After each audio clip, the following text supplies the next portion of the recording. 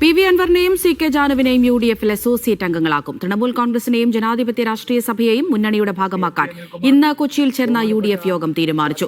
വിഷ്ണുപുരം ചന്ദ്രശേഖരന്റെ കാമരാജ് കോൺഗ്രസിനെ കൂടി UDF-ൽ എടുക്കുമെന്ന് VD സതീശൻ പ്രഖ്യാപിച്ചെങ്കിലും UDF-ലേക്ക് ഇല്ല എന്നായിരുന്നു പാർട്ടിയുടെ മറുപടി.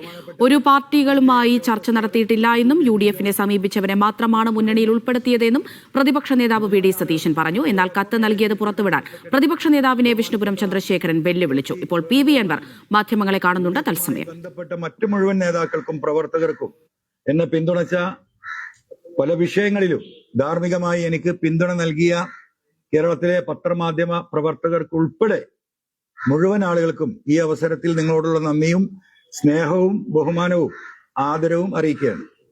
പിന്നെ തദ്ദേശ തെരഞ്ഞെടുപ്പിൽ വലിയ ബൂസ്റ്റുള്ള വിജയം UDF ഉണ്ടായത് പിന്നാലെയാണ് മുന്നണി പ്രവേശനം. അപ്പോ ഇനി നിയമസഭാ തെരഞ്ഞെടുപ്പിൽ ഉൾപ്പെടെ മത്സരരംഗത്തേക്ക് ഉണ്ടാവുമോ? ഇല്ല, നിയമസഭാ തെരഞ്ഞെടുപ്പില് ഞാൻ മത്സരിക്കുക എന്നതിലപ്പുറം എന്നെ സംബന്ധിച്ച് ഞാൻ ജനങ്ങളോട് പറഞ്ഞ ചില കാര്യങ്ങൾ, ഈ പിണറായി ഗവൺമെന്റിനെ താഴെ ഇറക്കി ഒരു ജനാധിപത്യ ഗവൺമെന്റിനെ അധികാരത്തിലേക്ക് എത്തിക്കുക എന്ന ഭാരിച്ച ഉത്തരവാദിത്തം ഏറ്റെടുത്തുകൊണ്ടാണ് ഞാൻ രാജിവെച്ച് പുറത്തു വന്നത്. എന്റെ നിലപാട് ഇപ്പോഴും ആ വിഷയത്തിൽ അത് തന്നെയാണ്. ഞാൻ മത്സരിക്കുകയോ ഞാൻ ജയിക്കുകയോ ചെയ്യുക എന്നതിലപ്പുറം പിണറായിസത്തെയും മരുമോനിസത്തെയും അവസാനിപ്പിക്കാൻ UDF-നോടൊപ്പം നിന്നുകൊണ്ട് പോരാട്ടം നടത്തുക എന്നതാണ് ആത്യന്തികമായി ഞാൻ ഉദ്ദേശിക്കുന്നത്.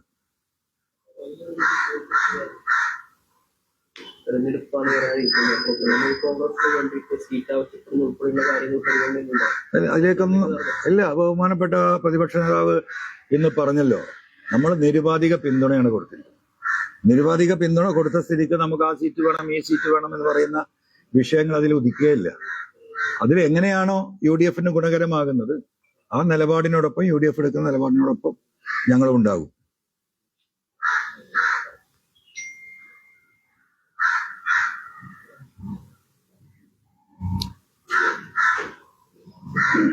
ഇത് UDF-ന്റെ ഭാഗമാകാൻ ഒരു മാസങ്ങളോളം ശരിക്ക് LDF-ന്റെ ഭാഗമായി നിൽക്കുമ്പോൾ ഉള്ളതിനേക്കാൾ വലിയ പോരാട്ടമാണ് നടക്കുന്നത്. ഏതെങ്കിലും ഘട്ടത്തില് ഇത് സാധ്യമാവില്ല എന്നുള്ളൊരു തോന്നലോ ഒരിക്കലും തോന്നിയിട്ടില്ല. ഇതിനൊക്കെ ഒരു എന്താ പറയാ, നല്ല മംഗളമായ ഒരു തീരുമാനം ഉണ്ടാകുമെന്ന് തന്നെയായിരുന്നു കണക്കാക്കിയത്. ഒരിക്കലും അങ്ങനെ നിരാശ എന്ന് പറയുന്ന രണ്ട് വാക്കുകൾ എൻ്റെ ജീവിതത്തിൽ, എൻ്റെ ഡയറിയില്ല. ഒന്ന് നന്ദികേട്, രണ്ട് നിരാശ. ഈ രണ്ട് വാക്കും എൻ്റെ ഡിക്ഷണറിയിലേ ഇല്ല. കാരണം നമ്മൾ ചെറിയൊരു ഉപകാരം ചെയ്ത് ഒരാള് പിന്നെ അത് തിരിച്ചു ചെയ്തിട്ടില്ലെങ്കിൽ എന്ത് നന്ദികേടാ കാണിക്കുന്നത് എന്ന് പറയുന്ന ആളുകൾ ഒരുപാട് ഞാൻ കേട്ടിട്ടുണ്ട്. ഞാൻ ഒരിക്കലും ആ വഴിക്ക് ചിന്തിക്കാറില്ല. നമുക്ക് ചെയ്യാൻ പറ്റുന്ന കാര്യങ്ങൾ ചെയ്ത് നന്ദികേട് ആര് കാണിച്ചു പോയാലും നമ്മൾ ആരെങ്കിലും സഹായിക്കുകയോ മറ്റു രീതിയിൽ അവരെ സപ്പോർട്ട് ചെയ്യുകയോ ചെയ്തിട്ടുണ്ടെങ്കിൽ മറ്റാരെങ്കിലും ദൈവം തരുമെന്ന് വിശ്വസിക്കുന്ന ഒരാളാണ് ഞാൻ. അതുകൊണ്ട് നന്ദികേട് എന്ന വാക്ക്, അതുപോലെ തന്നെ നിരാശ. എന്തിനാ നിരാശപ്പെടുകയാണെങ്കിൽ അതിന് മാത്രമല്ലേ നമുക്കൊക്കെ സമയം ഉണ്ടാവുള്ളൂ. അപ്പൊ എപ്പോഴും ഞാനൊരു പോസിറ്റീവ് ആയിട്ടുള്ള എനർജിയായി നിൽക്കുന്ന ഒരു വ്യക്തി എന്ന നിലയ്ക്ക് ജീവിതത്തിൽ ഒരു ഘട്ടത്തിൽ പോലും എനിക്ക് അത്തരത്തിലുള്ള നിരാശ ഉണ്ടായിട്ടില്ല. ആശ ഉണ്ടാവുമ്പോഴല്ലേ നിരാശ. എന്നെ സംബന്ധിച്ച് എനിക്ക് വലിയ ആശകളില്ല, വലിയ മോഹങ്ങളില്ല. ഈ പോകുന്ന പോലെയൊക്കെ പോവുക. നമ്മൾക്ക് ചില ഉത്തരവാദിത്തങ്ങളുണ്ട്. ആ ഉത്തരവാദിത്തങ്ങൾ എത്രയാണോ നമ്മളെ കൊണ്ട് ചെയ്യാൻ പറ്റുന്നത് അത് ചെയ്ത് മുന്നോട്ട് പോവുക. അതിന്റെ റിസൾട്ടിനെ കുറിച്ച് ഞാൻ ആലോചിക്കാറില്ല. അങ്ങനെ ആലോചിച്ചിട്ടുണ്ടെങ്കിൽ എനിക്കൊക്കെ എപ്പോഴും പ്രാന്തായിട്ടുണ്ടാവും. അപ്പോൾ അങ്ങനത്തെ ഒരു വിഷയം, നിരാശ എന്ന് പറയുന്ന ഒരു വാക്കാൽ ഉദിക്കുന്നില്ല.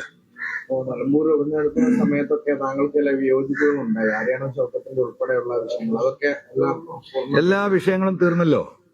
നമ്മൾ നിലപാടിന്റെ ഭാഗമായിട്ട് എടുത്തു പോകുന്നതാണ്. ഇന്നും ആ നിലപാടുകൾ അടിയുറച്ചു നിന്ന് നമ്മൾ മുന്നോട്ട് പോകുന്നു. അത്രേ ഉള്ളൂ. പഴയ കോൺഗ്രസിൽ നിന്ന് വ്യത്യസ്തമായി കോൺഗ്രസിൽ ഇപ്പോൾ എന്ത് മാറ്റമാണ് ഉണ്ടായിട്ടെന്നാണ്